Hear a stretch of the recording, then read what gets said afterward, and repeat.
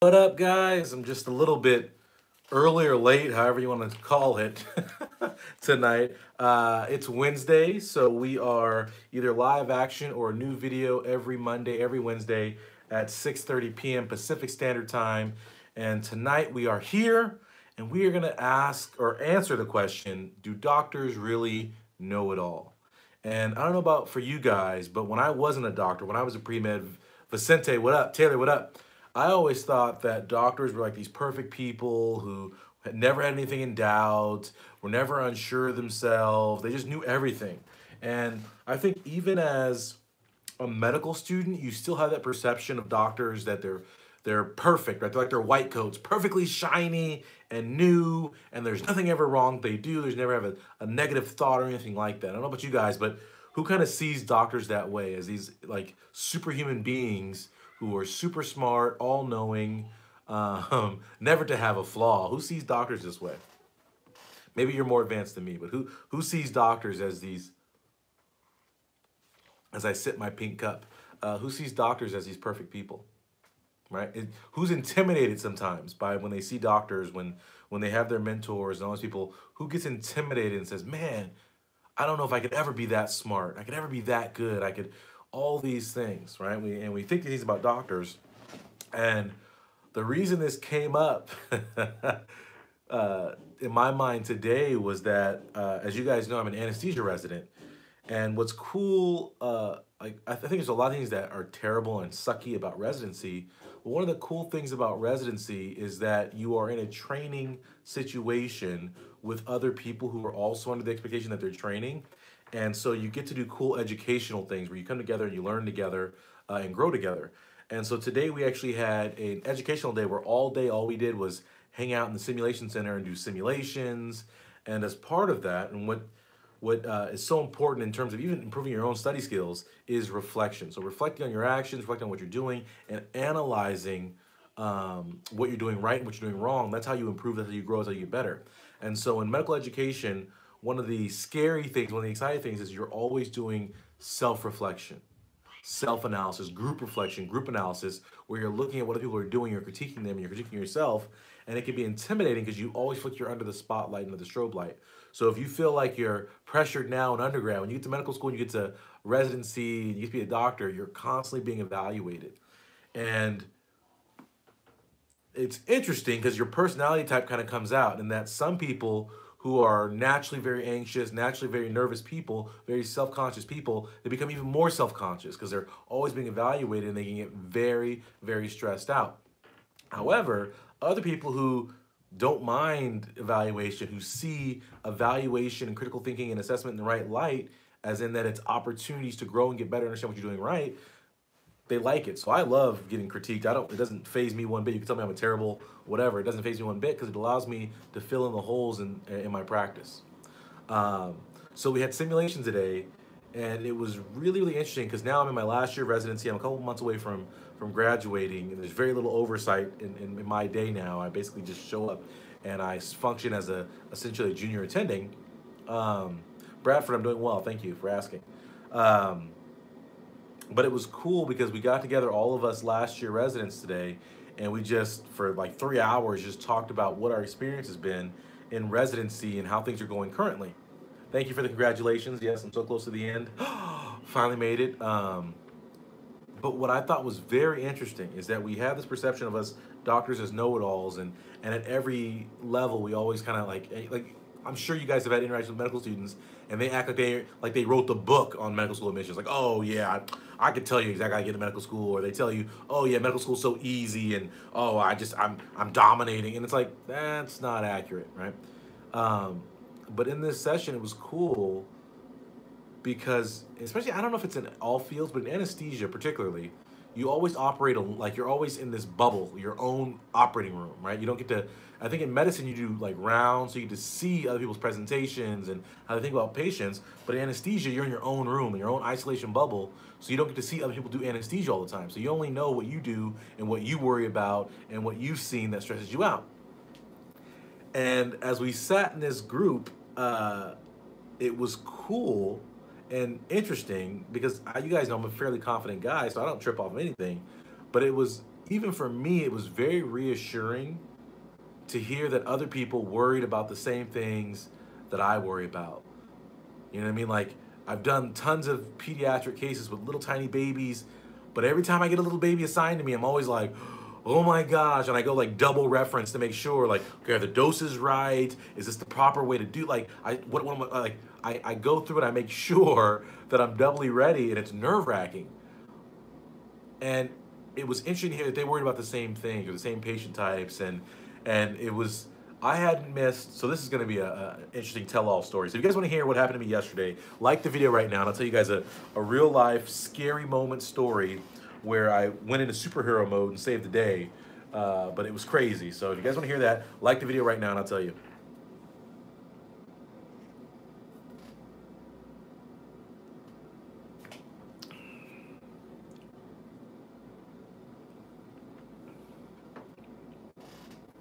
This coffee is terribly cold. I've been sitting here for a while. All right, who wants to hear it? Like the video right now.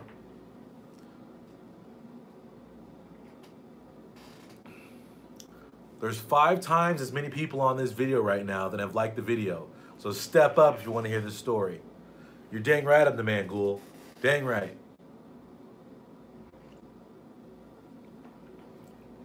I'm gonna hold you guys hostage for these likes right now. I gotta make this participatory, right? Because I come and I do all the work, right? I stream. So I gotta make you guys work for it a little bit. All right, so here's what happened. So one of the scary parts about anesthesia is that back in the day, anesthesia was basically, you were in the operating room, surgeries were done there. But as we've gotten more advanced with our technology and our hospitals are bigger and the way we think about things, people are busy, we try to get people out of the hospital quicker. So we have outpatient surgery, right? In addition to that, our technology is ramped up. We have CT scanners, MRI scanners, all these devices. And so anesthesia has changed in that you have to do anesthesia in many crazy environments. And one of the craziest environments is in the MRI machine. Now, if you guys never seen an MRI machine, it's essentially a big tube, and you load the patient into the tube, and it's like they're all the way in the tube. You can't get to them. And this thing rotates around this magnet, and it scans them for however long. And real quick, someone just asked, we have an interview boot camp. Our second session is happening as soon as this stream is over. So in the next couple of minutes. So have no fear. Yeah, we will be having our interview boot camp. I just sent out the email. Everybody's enrolled in that boot camp. You just got an email with the link for you guys to be able to get to that live session. We'll be live right after this for you guys. So we do some mock interview and get you guys ready for interviews. So anyway, so the patient is in this MRI tube. So you can imagine as an anesthesiologist, right? I have IVs, I have the airway, right? The tube, they're intubated. I have all these things happening. But if something goes wrong, I don't have direct access to the patient, which is scary, right? Can you guys picture that? So you intubate a patient, you do all the stuff to them, you're giving them all these drugs that mess up their system, and then now they're in a tube and you can't touch them.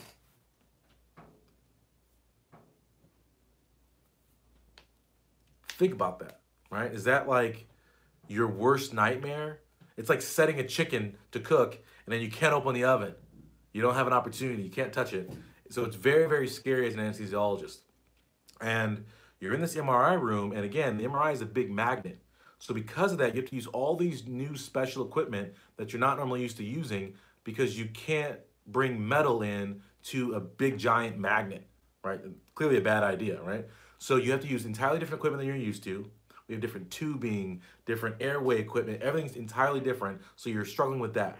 Then you put all this stuff in, you load them in the tube, and then you have nothing in the room that you need to actually save someone if something happens, and it becomes a mad scramble. So we load this patient into the MRI scanner, and this patient has a brain tumor, and they're being put into the MRI scanner.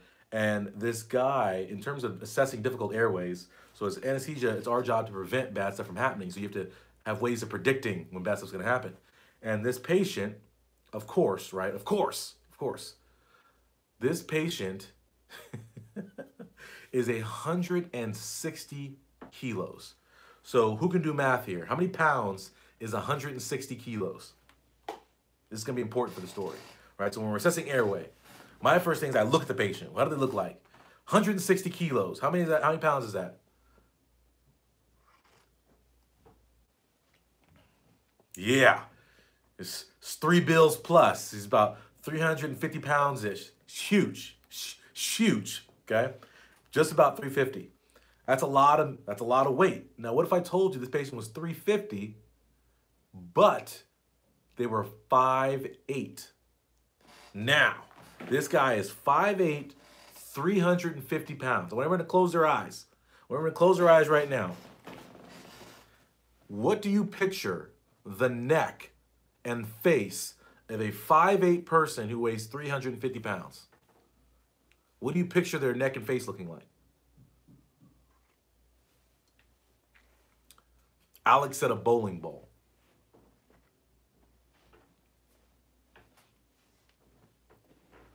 Mo said non-existent.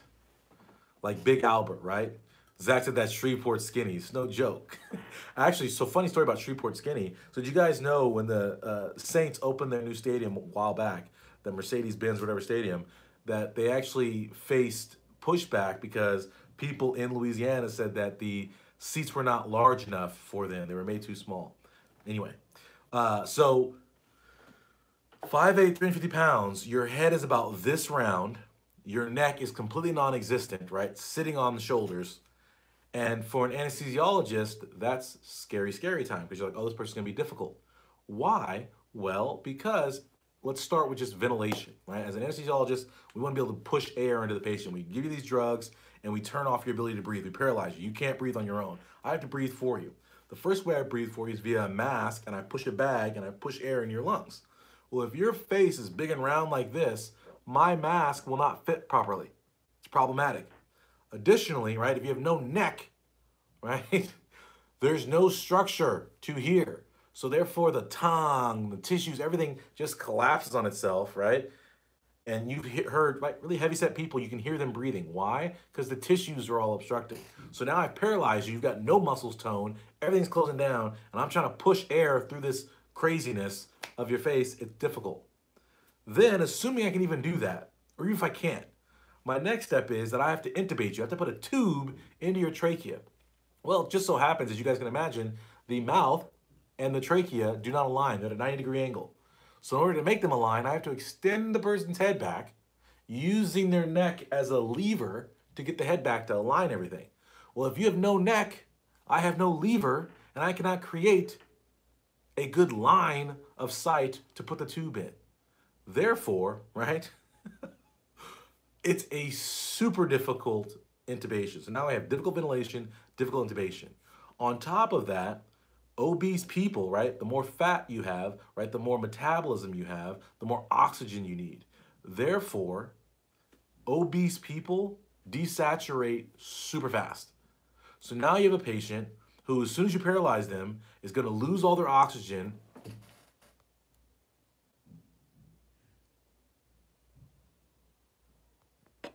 Is going to lose all their oxygen very quickly and become a critical situation very quickly.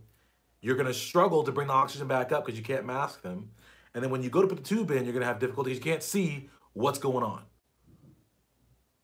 So it's hugely problematic. And so now you add in to this that you're in a room that has a big magnet with equipment you rarely ever use to get the job done. It's a problem. So we have this guy, he's got a brain tumor on top of this. When people have a brain tumor, you have to be especially careful, if you guys can imagine, right? When you have a mass inside your brain, your skull is fixed. You've now added an object inside the brain that's growing, so therefore you're under tremendous pressure. And so you don't want to worsen that pressure and cause their brain to herniate down the bottom of the skull. So you have to have very tight blood pressure control. You can't do things that are too stimulating. And you have to actually have very tight control over their CO2. And it's all complicated. But the point is this is not the person that you want to mess around in because you need very homeostatic conditions. So anyway,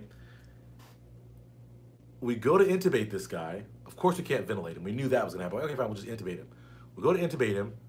My view is awful. On top of that, this guy has all these airway secretions. So as soon as I go to pull the thing out, there's just freaking thick phlegm, whatever. I look at the back of his throat, I can see plaques on the back of his throat. This guy's a smoker, which explains all the secretions, but he clearly also has some, I don't want to call it cancerous lesion, but he has some growths in the back of his throat, which anytime you guys know anything about cancer, what are cancer cells? Are they healthy or unhealthy? Are cancer cells healthy or unhealthy?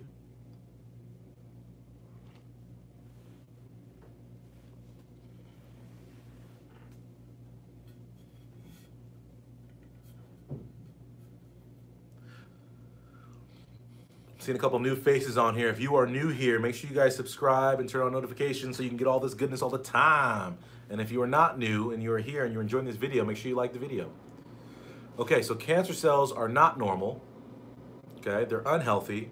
And things that are unhealthy, right, tend to be frail.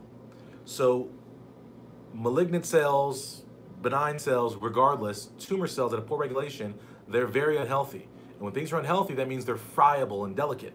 So when you touch, right, putting the blade in to be able to look, when I look at these things, they're already starting to bleed. So now I have secretions in the airway, I have blood in the airway, I have zero view of the vocal cords and the trachea.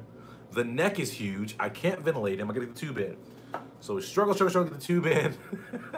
So then we go to a technique called the bougie, which is essentially a big stick with on the end of it, it has a little curve up. And so it's a long stick with a little curve on the end. And the point of this is, even if you can't see, you essentially jam the stick down there, and you can either go in the esophagus or you go in the trachea. If you get it properly in the trachea has rings, and so you'll hear it like speed bumps. You'll go boop, boop, boop, boop, boop, and you'll know you're in the right place with the stick. So I put the bougie in, I felt the boop, boop, boop, boop, boop, threaded the tube in, we're all good, right? Tube is in, crisis averted, we're all good. We're oxygenating the patient, ventilating the patient. I finish putting in my lines, we put in a central line, put an A line in, put a groin central line in as well in this patient. Got all this stuff done, got the patient set up. They put the patient's head into pins, right? So it's a craniotomy, so now they pin the head, they put big bolts into the patient's head to make sure they don't move, and everything's there. And I'm like, okay, all good. So now I can relax a little bit, and I'm relaxing. Well, as they pinned, right, so I'm relaxing because I did all my stuff. As they go to pin the head, right, they pinned it, and like, okay, great, we're pinned. And I always, as an anesthesiologist, you're trained to sweep the room continuously, right? We're vigilant. So circling the room, like make sure everything's all right, my circuit's okay, da, da, da. And then all of a sudden I notice we measure end-tidal CO2, which means that you're ventilating the patient, CO2 is coming out. There's a couple different things that can cause end-tidal CO2 to change based on, you can do respiratory rate, it can be ventilation, whatever, but it can also be cardiac output. So patients who have a heart attack or a massive heart failure, they have a problem, and they actually, their cardiac output will drop precipitously, so they're having a heart attack intraoperatively. So I'm in there with the patient, this huge guy, right, with this brain tumor, and all of a sudden, when they go to pin, I lose my end-tidal CO2 tracing. So now I was ventilating, and now I'm not ventilating, or this person has just had a heart attack, and they have no cardiac output. Either way, very scary stuff. So I immediately start to check my circuit. I'm filling the bag. I'm like, no, it doesn't quite feel right. I go up to the patient's head, right? So I'm like, it doesn't really feel right, but I'm like, I don't know. Like, what could we go on? And all of a sudden, right, they desaturate quickly. The patient starts to desaturate. So was at 100%, now it's at 90%, like instantly. And I'm like, oh, snap. So as I'm walking to the head of the bed, it's 80%. Now it's 75%. And I'm looking at the tube, and the tube has completely dislodged from where I put it. So I'm like, oh, snap. So I pop the balloon off the tube, yank the tube out of the patient's mouth, grab the mask. I have a tech hop on the bag. I yank this guy's jaw up. I'm holding it in the mask, and we're attempting to ventilate this patient. That's not going well, so then I call for them to bring in what's called a glide scope, which is a video blade that has this thing on there. Go do the video blade, there's blood everywhere, I'm suctioning out the stuff, doing all kind of stuff. Long story short, this patient's desatted to below 50%. It was a crazy situation. I get the tube in, and this all happened, there's a lot going on, but it's all happened in less than like 4 minutes. And the tube goes in, we're in there, we bag the patient back up, secure the tube again, and all the while, the patient's head was in pins. So as I'm mobilizing all these factors, I'm like, take the head out of pins, and then doing all this stuff, and it was just crazy. And it was a very scary moment for me. And this is only the second time in my super long anesthesia career that I've ever had a tube come out. I'm normally very good about securing it, but sometimes when you're working and the head was away from me, that was the other crazy thing. The head's away from me. Normally we have the head right in front of us and next to our machine. But when people are manipulating the head, putting the head in pins and doing all kinds of angles, it can dislodge your tube. So they dislodged my tube. It was a very scary moment. But without thinking, I jumped in, and it was kind of cool because I had 2 medical students with me actually yesterday. So I had 2 medical students with me, and they were like, wow. I was like, what? They're like, you were so calm when all that was going on. I was like, guess I was calm. Like, and you don't think about it, but you're just trying to react and do whatever. But so anyway, the whole point of this is I was telling this story today in simulation, and people were saying that, oh my gosh, it's their worst nightmare, and they always think about these things, and truly it is a terrible nightmare. But as we went around the room, everybody's like, ooh, I don't know how I would have handled that. And everyone was worried about how they would handle that situation. And as other people told their scary stories, like, ooh, I don't know how I would handle that situation. And someone said they had, like, for example, one time the power went out in the operating room. So you can imagine that's scary because all of our machines now, we're so high tech, are electronically powered. So now they lost power in the operating room, very scared. I'm like, what would I do if the power went out? And we all thought these things. And so the whole point of this is that as you go through any training, whatever you're doing, it's easy to assume that the person above you, to assume these people you look up to know everything and are 100% confident. Oftentimes, we're just trying to make it through the day. And we're trying to do the best we can, and we have the same insecurities you feel about yourself. But what we do is do a better job of masking those things, and we can mask those things well because we train hard. And with training and with preparation, you're ready to spring into action, and so you can kind of, you know, in a situation where the guy has no tube and he's desatting, I can be calmer than I am inside. Inside, I was freaking stressed out. But outside, I was very calm, very together, and I was mobilizing resources because that's what my training has prepared me to do. And so I just want to let you guys know that, yeah, doctors are ballers. I balled out yesterday. I was very proud of myself. I'm totally honest with you guys. But at the same time, we have to recognize that there's still doubt there. There's still times where I don't know exactly what to do, and I just do the best I can. And for you guys as pre-meds, I want you guys to remember that part of it. And sometimes you're not going to know exactly what to do, but if you prepare, right, and you train yourself, and you're as ready as you can be, most times it's going to work out okay. And if you just stay focused, stay in there, it's going to work out. And for a lot of you guys feel lost at points, you guys feel discouraged. All I can tell you is to stay with it, stay calm as you can, and just make it happen, guys. And just continue on your journey, make things happen. Understand that everyone you look around in your class and they look all confident, they're just as confused as you. Trust me, they're emailing me. The guy sitting next to you who's acting like he knows exactly what to do to get to medical school, he's emailing me. So don't have any fear that everyone else knows what they're doing and you don't, okay? So that's a roundabout way of getting at this, but doctors don't know everything. We have the same insecurities you do. All we can do is try our best to be calm and work as hard as we can to be ready when the moment strikes. And for you guys, that's the lesson for today, all right? If you guys like this video, make sure you take a second, give it that thumbs up, guys. It takes 2 seconds to like a video, right? If I can spend 23 minutes with you, you can take 1 second and like this video, share it on your social media. Make sure you guys subscribe, turn on live notifications to this channel. Get all this good stuff, new videos Monday, Wednesday, 6:30 p.m. Pacific Standard Time. I'm Dr. Pinesett. I got to go because I am late for the interview boot camp.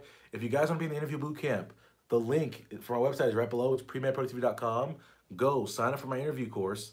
Everyone who's in my interview course by the end of the month gets into this interview boot camp. And so we're doing mock interviews. Tonight we're going to do some more advanced scenarios on how to talk about ourselves, because first week was last week. A lot of people hadn't taken my course yet. And it was good to see the juxtaposition of people who had taken my course, people who hadn't taken my course yet, executing their mock interviews. So, so we'll be getting at it again tonight and getting everybody prepared. And I just saw a cool message. Who's that? Oh, Jordan, what's up, man? I saw your email. Thank you so much for sharing that positivity with me. But he said, thanks, Dr. P, for the MCAT training. Everyone get his MCAT course. It's fire. It brought me from a score of under 500 the first time to a 512. So it's kind of a nice increase in score there. From under 500 to 512. That's awesome. Congratulations on your score, Jordan. But yeah, so anyway, positive things happening. Check out the website, premedproductivity.com. My bootcamp people, I will see you guys in literally 30 seconds. We're going to do some mock interviews. If you're not in that course yet, you guys can get in there on my website. Everyone have a great night. See you guys next Monday, 6:30 p.m. Pacific Standard Time. Later.